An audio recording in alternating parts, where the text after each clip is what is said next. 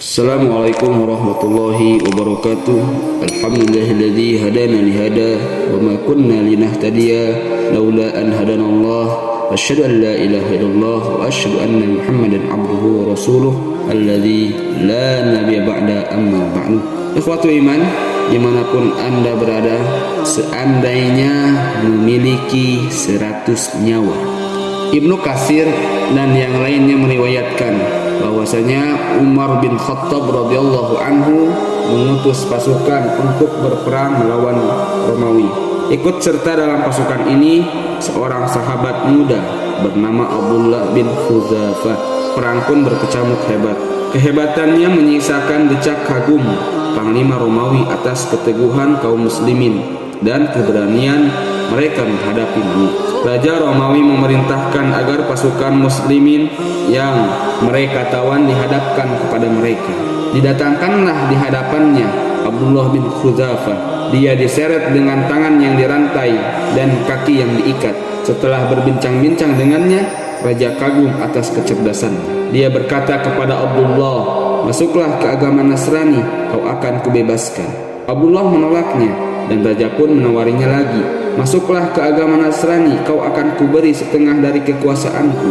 Namun Abdullah tetap tegas menolaknya. "Masuklah ke agama Nasrani, kau akan kuberi setengah dari kekuasaanku dan kuikut sertakan kau dalam pemerintahanku," desak sang raja. Abdullah berkata lagi, "Demi Allah, andai saja kau berikan seluruh kekuasaanmu dan kekuasaan nenek moyangmu kepadaku, bahkan seluruh kekuasaan Arab dan Ajam, aku tetap tak sudi untuk keluar dari Islam. Kalau begitu, kamu akan kubunuh," putus sang raja. "Bunuhlah," jawab Abdullah.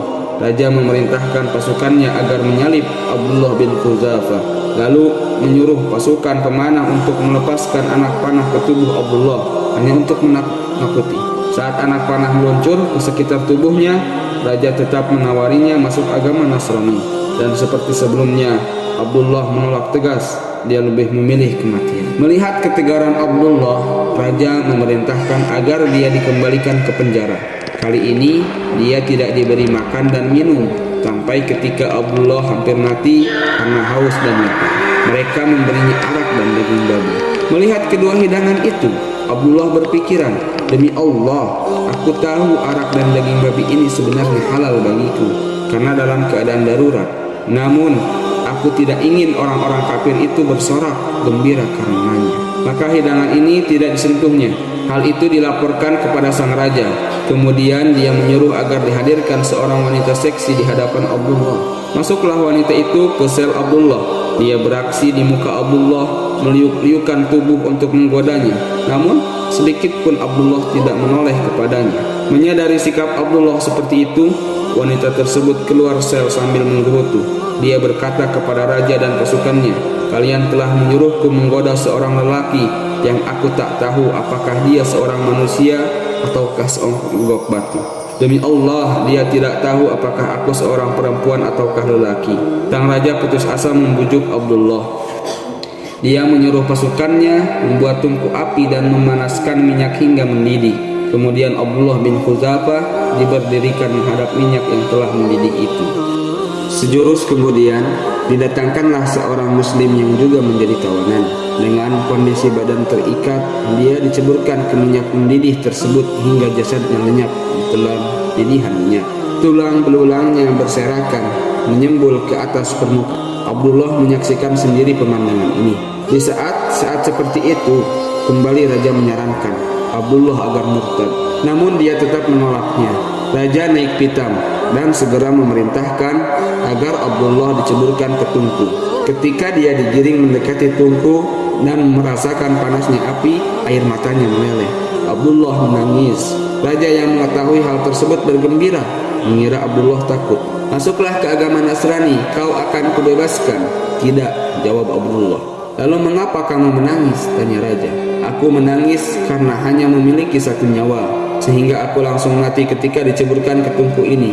Demi Allah, aku ingin memiliki 100 nyawa yang semuanya kugunakan untuk mati di jalan Allah, seperti kematian yang akan kuhadapi ini." Raja berkata, "Ciumlah kepalaku, kau akan kubebaskan, dan kau bebaskan pula seluruh kaum muslimin yang kau tawan," tawar Ya, jawab raja. Abdullah lalu mencium kepala raja. Seusai itu sang raja membebaskan seluruh kaum muslimin yang ditawan. Abdullah bin Khuzafah radhiyallahu anhu itu lelaki yang normal ataukah abnormal ya?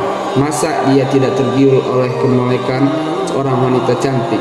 Padahal si seksi itu telah meliuk-liukan tubuhnya di hadapannya, dan padahal pula layanan menggiurkan itu diberikan kepadanya secara gratis. Bandingkan dengan para lelaki normal di sekitar kita, mereka bersedia membayar mahal untuk mendapat layanan seksual yang tidak halal.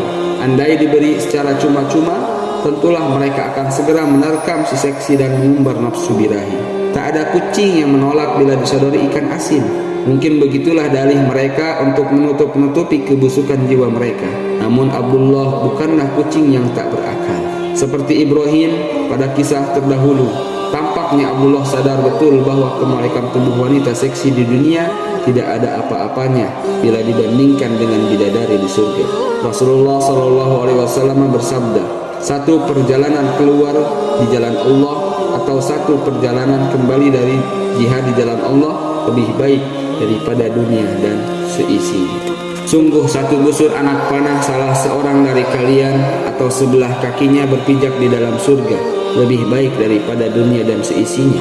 Seandainya seorang wanita penghuni surga menampakkan diri kepada penghuni bumi, pastilah kemalikannya akan menerangi jarak antara langit dan bumi, dan pastilah keharumannya akan memenuhi jarak antara keduanya dengan aroma semerbak, dan sungguh kerudungnya sekalipun lebih baik daripada dunia dan seisinya. Hadis riwayat Bukhari dan Muslim.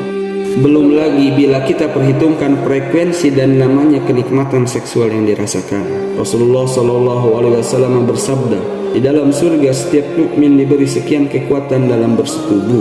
Kemudian ada yang bertanya, wahai Rasulullah, apakah dia bisa melakukan itu? Jawab beliau, dia diberi kekuatan 100 orang. Hadis riwayat Tirmidzi dari Anas radhiyallahu anhu. Itu tadi baru sebatas kenikmatan seksual, padahal kenikmatan surga itu jauh lebih banyak. Rasulullah SAW bersabda, barang siapa masuk ke dalam surga, niscaya dia akan selalu berbahagia, tidak akan pernah sengsara, pakaiannya tidak akan usang, masa mudanya tidak akan pernah habis. Hadis riwayat Muslim. Begitu bahagianya para penghuni surga, sampai-sampai kita tak mampu membayangkannya. Cobalah sebutkan apa saja kenikmatan dunia yang paling menggiurkan selain wanita, harta berlimpah, tahta adidaya, teknologi canggih. Surga memiliki kenikmatan yang lebih dari itu semua.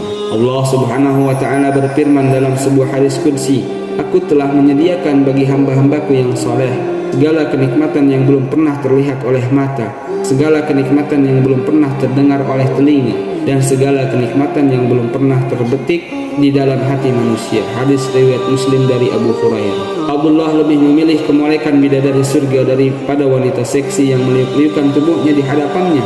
Pilihannya ini bagus. Dia lebih memilih kebahagiaan abadi dengan segala jenis kenikmatan di surga daripada kekuasaan adidaya kerajaan Romawi yang penuh dengan keterbatasan. Pilihannya ini elok. Dia lebih memilih diceburkan di minyak mendidih 100 kali di jalan Allah daripada menggadaikan keislamannya hanya demi kehidupan duniawi yang nikmatnya tak seberapa. Pilihannya ini masuk akal bukan? Bagaimana dengan Anda? Manakah yang Anda pilih? Barakallahu fiikum.